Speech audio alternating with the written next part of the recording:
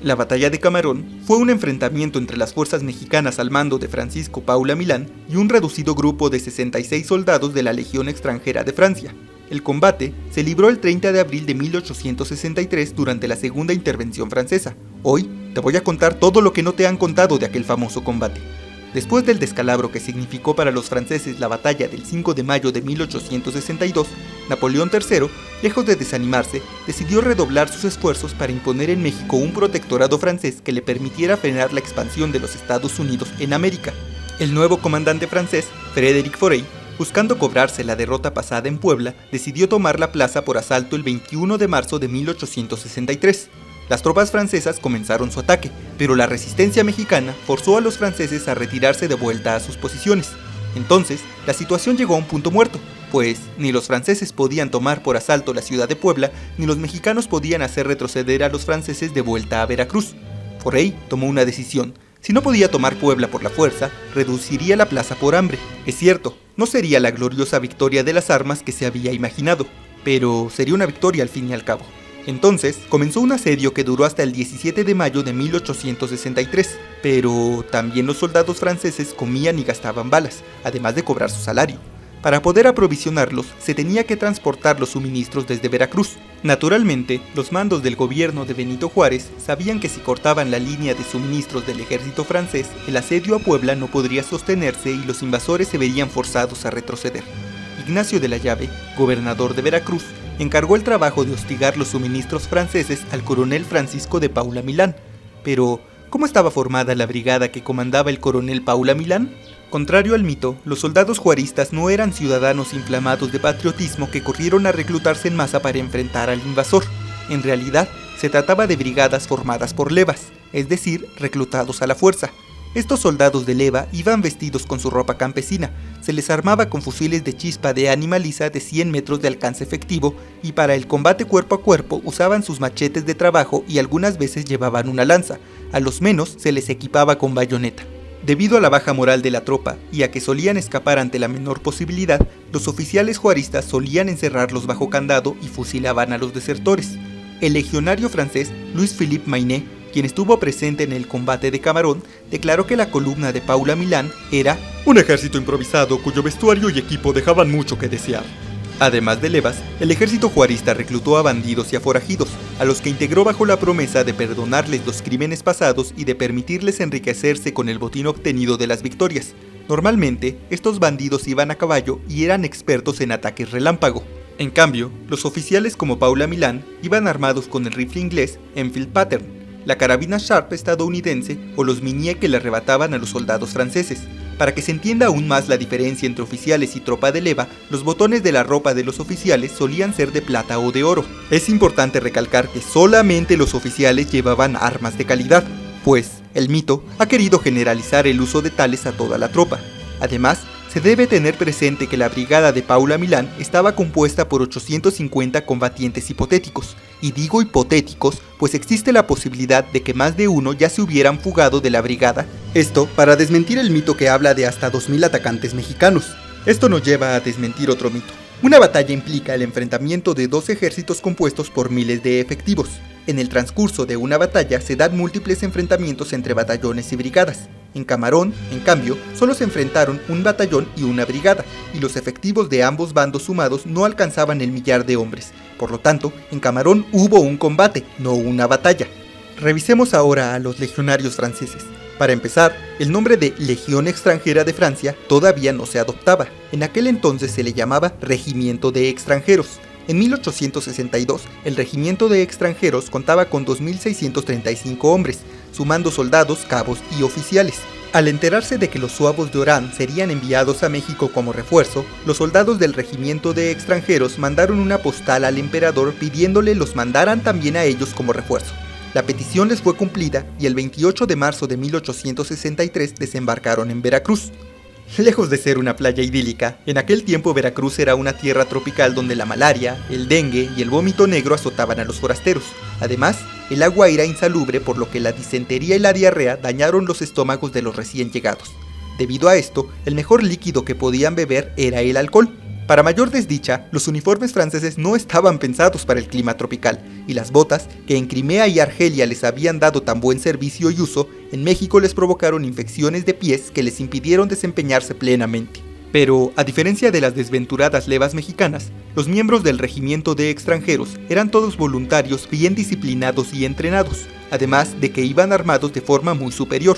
Entre sus principales armas estaba la carabina rayada modelo 1857, que tenía un alcance de hasta 800 metros, el fusil Minié, que tenía un alcance efectivo de hasta 550 metros y que producía heridas terribles. El 29 de abril de 1863, un destacamento francés partió del puerto de Veracruz con 64 carretas y 2.000 mulas con municiones y 14 millones de francos en oro y plata, casi 3 millones de pesos. El coronel Pierre Joseph, al mando del regimiento de extranjeros, decidió mandar a la tercera compañía del primer batallón para que hiciera labores de reconocimiento y, si contactaban con el convoy, proporcionarles escolta. La tercera compañía carecía de oficiales, ya que su capitán estaba herido y su teniente y más de 30 elementos de la tropa estaban enfermos. Solo había 62 hombres disponibles, por lo que Pierre Joseph entregó el mando al capitán Jean Danjou y a 2 subtenientes. Además, se sumó un arriero mexicano llamado José Domínguez que conducía las 2 mulas que cargaban el alimento y las municiones de reserva. Los 66 hombres de la tercera compañía marcharon durante la noche del 29 de abril. Aproximadamente a las 6 de la mañana del 30 de abril se detuvieron en Camarón para tomar un buen café. Camarón era un caserío abandonado perteneciente a una ex hacienda. Después de tomar su café, la tercera compañía siguió su camino. Aproximadamente a las 7 de la mañana, el comandante Joaquín Jiménez Cerrillo, junto a 100 jinetes, notó el rastro de polvo que dejaba la tercera compañía. Jiménez Cerrillo ordenó a sus jinetes dispersarse para disparar a los invasores desde una distancia poco efectiva para las armas mexicanas. Una bala logró herir el pie del soldado Jean Court, quien se convirtió en el primer herido del combate. Luego de disparar sus armas, los jinetes se lanzaron a la carga, pero al notar que los enemigos formaban en cuadro, decidieron desistir. Jean Danjou se retiró a Camarón manteniendo su formación defensiva. Entró al caserío sin encontrar civiles ni distinguir a los jinetes del exterior. Según el cabo Évariste Berg, Jean Danjou hizo una pausa de media hora en Camarón y después retomó su camino. Sin embargo, a 100 metros de marcha, Jiménez Cerrillo volvió a enfrentarlos. En ese trance fue cuando las 2 mulas huyeron, dejando a Jean Danjou y a sus hombres sin comida ni municiones de reserva. Además, la tercera compañía tuvo 4 heridos y 2 muertos. Entre los mexicanos, el capitán Sebastián Campo y 4 jinetes se marcharon para informar lo sucedido al coronel Paula Milán, mientras que Jiménez Cerrillo se quedó amenazando a Jean Danjou. Para evitar ser aniquilados en campo abierto, los soldados de la tercera compañía se retiraron nuevamente al caserío de Camarón. A las 9 de la mañana, los extranjeros ya se hallaban sólidamente posicionados. El coronel Paula Milán llegó al lugar con sus jinetes. Con estos refuerzos eran ya 200 contra 60. Además, la infantería debería llegar en cualquier momento. Entre las 9 y las 10 de la mañana, el capitán Ramón Laine, veracruzano de ascendencia francesa, se acercó con un pañuelo blanco conminando a los franceses a rendirse. Jean Danjou respondió que ni él ni sus soldados se rendirían, sino que lucharían hasta la muerte. Una respuesta osada teniendo en cuenta que la noche anterior no habían dormido, que ya eran casi las 10 de la mañana y los soldados franceses no habían desayunado y que el calor del lugar se incrementaba. Pero, ¿por qué y a pesar de la desesperada situación, Jean Danjou se negó a rendirse? No muy lejos de Camarón, en Paso del Macho, se hallaba el capitán Félix Gustave Saucier, con 100 soldados del regimiento de extranjeros. Jean Danjou esperaba que Gustave Saucier acudiera a Camarón con refuerzos después de oír los disparos del combate. Además, según contó el cabo Évariste Berg, Jean Danjou no confiaba en que los mexicanos cumplieran sus promesas de hacerlos prisioneros y creía que si los mexicanos los capturaban, los pasarían a todos por las armas. Paula Milán creía que si los demás franceses escuchaban el combate, acudirían con refuerzos, obligándolo a retirarse, razón por la que ofrecía una rendición honrosa. Ante la negativa de los extranjeros, Paula Milán ordenó que una parte de su caballería desmontara y tomara el lugar por la fuerza, pero el asalto mexicano, que duró cerca de 1 hora, fue rechazado, no sin bajas importantes para los invasores, pues una bala hirió de muerte a Jean Danjou. El mando de la tercera compañía pasó entonces a los oficiales Clement Maudet y Jean Villain. Aproximadamente a las 12 de la tarde llegaron los soldados de a pie de Paula Milán, pero antes de realizar otro asalto, el capitán Ramón Laine volvió a ofrecerle a los extranjeros la posibilidad de rendirse. La propuesta fue rechazada nuevamente. Entonces, Paula Milán ordenó nuevamente un asalto frontal.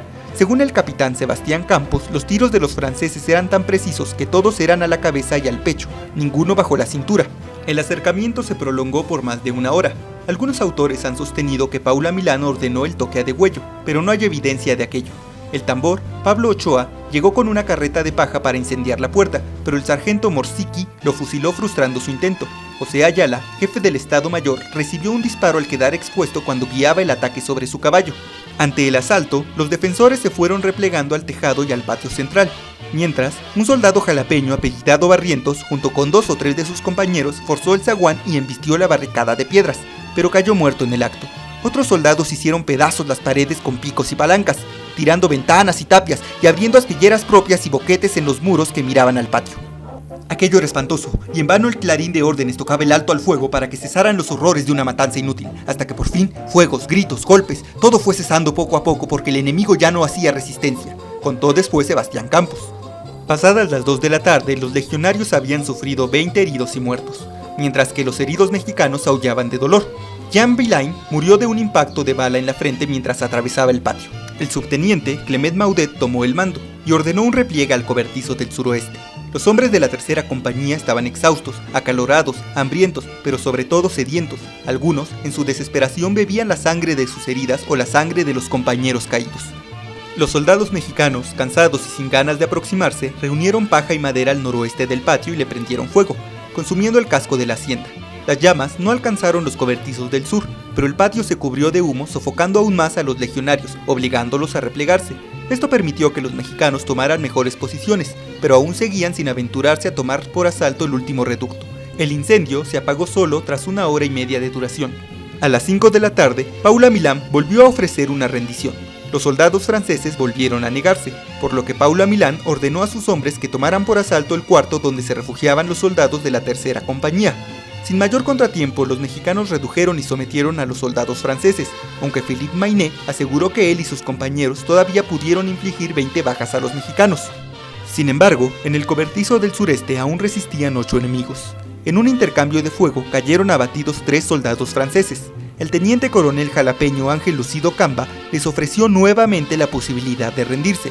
Negándose a deponer las armas, los invasores se lanzaron en una carga suicida que fue detenida en seco por los fusiles mexicanos. Heridos en el piso se hallaban los últimos 3 soldados de la tercera compañía, Philippe Maynet, Laurent Constantin y Gottfried Wenzel. Philippe Maynet, en cambio, sostuvo que la rendición fue pactada y que los hombres se rindieron con armas en mano a cambio de que los mexicanos atendieran las heridas del subteniente Clement Maudet. Clement Maudet agregó a la historia la expresión con la que Paula Milán ha pasado al mito de Camarón, pero estos no son hombres, son demonios. El resultado del combate fue el aniquilamiento de la tercera compañía del primer batallón del regimiento de extranjeros, siendo que 22 hombres murieron, 43 cayeron presos. Días después, 18 de los heridos también morirían, resultando en 40 soldados caídos para el bando francés. Paula Milán reportó que solamente tuvo 41 bajas entre heridos y muertos, y que, salvo por José Ayala, no había tenido decesos de oficiales.